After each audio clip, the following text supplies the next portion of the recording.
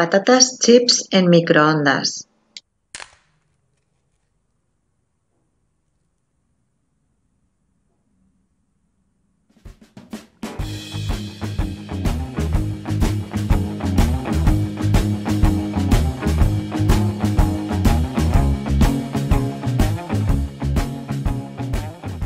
Hola, ¿qué tal? Yo, en mi salsa, hoy os voy a hacer unas patatas chips al microondas. En 7-8 minutos podéis tener unas patatas iguales que las de las bolsas que venden en el súper, pero más sanas porque estas no llevan nada de aceite y las voy a hacer de dos formas para que veáis cómo quedan tanto con una como con la otra. Vamos a ver cómo se hacen.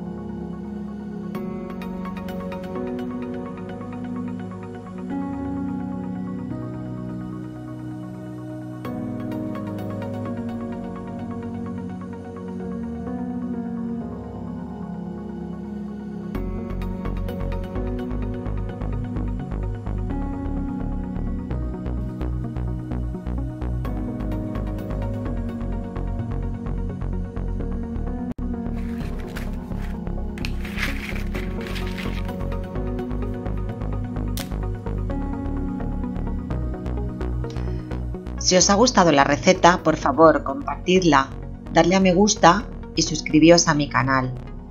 Os recuerdo que en la caja de información tenéis la descripción de todos los ingredientes, así como el enlace a mis redes sociales.